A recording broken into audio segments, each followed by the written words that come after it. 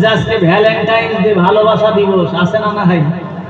Valentine's day ভালোবাসা দিবস মনে ছিল না, এক বন্ধু ফোন করছে, ওর কাছে চলে আসি, রাতটা থাকেই সকালবেলা তোমার কাছে গিয়ে মিষ্টি খাবো। ওই বৌদিরে, ওই স্ত্রীরে আর আপনি রাখবেন ঘরে? কথা কন, রাখবেন? কেন রাখবেন না? কারণ ওই স্ত্রীর উপরে সম্পূর্ণ হক হলো আপনার। কথা বলেন কার? ওই স্ত্রীর উপরে সম্পূর্ণ হক হলো তার স্বামীর। অন্য কোন মানুষ যদি এই হকে অংশীদার হয়, ওই স্ত্রীকে যেমন আর ঘরে তুলবে না, 1 তালাক 2 তালাক 3 তালাক 5 তালাক দিয়ে বাপের বাড়ি পাঠিয়ে দেবে, ঠিক আল্লাহর একচ্ছত্র হক হলো বান্দা গোলামি করবে আল্লাহ। এই হকের মধ্যে কেউ কাউকে যদি অংশীদারিত্ব করে, কিয়ামতের দিন আল্লাহ 1 তালাক 2 তালাক 3 তালাক 5 তালাক দিয়ে জাহান্নামে পাঠিয়ে দেবে, খালিদিনা ফিহা, অনন্তকাল সেখানে ঘুরতে থাকবে। কথা বলেন ঠিক? এই জায়গায় কোনো ছাড় চলবে? আল্লাহর হকের ব্যাপারে কারো সঙ্গে অংশীদার করা যাবে না। আর আল্লাহ বলছেন ওয়াসজুদু ওয়াত্তারিব, সিজদা দাও, আমার নিকটবর্তী হয়ে যাও। আর আপনি পীরে গিয়ে সিজদা দেন, মাজারে গিয়ে সিজদা দেন, জলজান্ত মানুষগুলোকে শিরক করায় জাহান্নামী বানাচ্ছে, এরকম বেয়াদব মার্কা মানুষ আছে না নাই? কথা বলেন, আছে না নাই? এইগুলি থেকে সাবধান হওয়া লাগবে। আল্লাহ বলেছেন আনি'বুদুল্লাহ, ইবাদত যদি করা লাগে একমাত্র কার করা লাগবে? এই বাটপারগুলো নামাজ কালামও পড়ে না। আমার এলাকায় আছে, চুরি করে ধরা পড়ছিল, জেলখানায় গিয়ে 7 বছর জেল খাটার পরে বিরাট মস্ত বড় পীর হয়ে বাড়িতে আসছে। এখন ওর দরবারে গরু যায়, ছাগল যায়, লোকে গিয়ে ওরে সেজদা করে। সন্ধ্যাবেলা মিলাদ শরীফ দিয়ে শুরু করে রাত্রিবেলা ঢোল বাজায়। কি বাজায়? ঢোল বাজায়। শয়তানও কয় আমি তো এক পক্ষ নিয়ে আসি, এটা আমার চাইতে ভয়ঙ্কর। কথা কন ঠিক কিনা? এই ইসলাম মানে আবার শয়তান কি করে, আমার চাইতেও ভয়ঙ্কর। কথা বলেন ঠিক কিনা? আবার গান গায়। ভাই কি গান গায়? ইসলাম বিরোধী, কোরআন বিরোধী। বলতেছে আগে করো রে মন আখেরের কাজ, ধ্যান যোগে হয় দিলের নামাজ, ও তোমার পাঞ্জে গানা নামাজ পড়া লাগবে না। নাউজুবিল্লাহ বলবেন না? তাও ডাইরেক্ট কোরআনের বিরুদ্ধে আল্লাহ বললেন আকিমুস সালাহ ওয়া আতুজ যাকাত, 82 জায়গায় বললেন।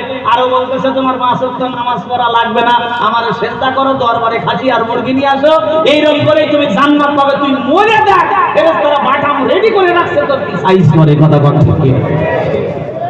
সব শুকায় ফেলবে। কারণ নামাজ দুনিয়ার জমিনে নবী করিম সাল্লাল্লাহু আলাইহি ওয়াসাল্লাম জিন্দেগিতে কোনোদিন কাজা করেছেন? অসুস্থ অবস্থায় সাহাবীদের কাঁধে চড়ে মসজিদে নববীতে গিয়ে জামাতের সঙ্গে নামাজ আদায় করেছেন। কথা বলেন ঠিক কিনা? আর এই রকম ভণ্ডগুলি, মাথার পূজারি, দুনিয়ার জমিনে মুমিনদের ঈমান নষ্ট করে যারা খেলা করতেছে, এরা 1 নম্বর টাটকা শয়তানের উত্তরসূরি। কথা বলেন ঠিক কিনা? এইগুলো থেকে বিরত থাকা লাগবে। এইগুলো থেকে বিরত থাকা লাগবে। যদি না থাকতে পারেন, নিজের ঈমান বিক্রি হয়ে যাবে। কিন্তু আমার বাবারা লক্ষ্য করুন, মহান আল্লাহ রাব্বুল আলামিন জানায় দিলেন, তোমরা যদি জাহান্নাম থেকে বাঁচতে চাও তাহলে তোমাদের প্রথম শর্ত হলো ইল্লাল্লাযিনা আমানু, তোমাদের ঈমান আনা লাগবে। কিন্তু আমরা ঈমান পেয়েছি সহজলভ্যে 500 টাকা 1 প্যাকেট চানাচুর, 2 প্যাকেট বেড়ির বিনিময়, বিস্কুটের বিনিময় ঈমানটা বিক্রি করে দেয়। কিন্তু দুনিয়ার জমিনে ঈমান এত সহজলভ্য নয়, ঈমান আনতে গেলে কষ্ট করতে হয়। আল্লাহ যেহেতু শর্ত দিয়েছেন ইল্লাল্লাযিনা আমানু, ঈমান আনা লাগবে। তাহলে এবার আপনারা ঈমান এনেছেন কিনা একটু মিলায় নেবেন। ঈমান আনতে গেলে 3 সাময়িক পরীক্ষা দেওয়া লাগবে। কয় সাময়িক? 3টা পরীক্ষা দেওয়া লাগবে। 3 সাময়িক। প্রথম সাময়িক, দ্বিতীয় সাময়িক, ফাইনাল পরীক্ষা। ফাইনাল পরীক্ষা পর্যন্ত যেতে পারলে আল্লাহ ঈমানের সার্টিফিকেট দেবেন। পরীক্ষাগুলো ভালো করে আপনার জীবনের সঙ্গে মিলায় নেন। 1 নম্বর পরীক্ষা আল্লাহ নাম দিয়েছেন ইকরার বিল লিসান, মুখে স্বীকার করা লাগবে। মুখে কি স্বীকার করবেন? আল্লাহ জানায় দিচ্ছেন ইকরার বিল লিসান। তোমার প্রথম সাময়িক পরীক্ষা হলো লা ইলাহা ইল্লাল্লাহু মুহাম্মাদুর রাসূলুল্লাহ। তুমি মুখে স্বীকার করে নেবে এই আসমান এবং জমিনে আমার হায়াতের মালিক, আমার মওতের মালিক, আমার রিজিকের মালিক, আমার দৌলতের মালিক, আমার একচ্ছত্র মালিক হলো আমার দয়ার আল্লাহ। কথা বলেন ঠিক কিনা? আমাকে বাঁচাতে পারেন, আমাকে মারতে পারেন, তিনি হলেন কে? তার নাম হলো আল্লাহ। কথা বলেন ঠিক কিনা? আর মুহাম্মাদুর রাসূলুল্লাহ, যার আদর্শ আমি মানব, যার চরিত্র আমি মানব দুনিয়ার জমিনে, তিনি আর কেউ নয়, তিনি হলেন নবী মুহাম্মাদুর রাসূলুল্লাহ।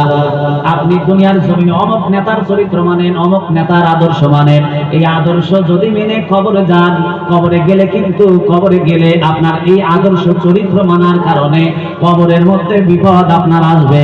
চরিত্র যদি মানা লাগে ওই নবীর মানা লাগবে। আল্লাহ রাব্বুল আলামিন যে নবীর চরিত্র সম্পর্কে বলেছেন ইন্নাকা লাআলা খুলুকিন আযীম, আমার নবীর চরিত্রটা আমি এত বড় মাপের দিয়েছি যে চরিত্র মাপার মতো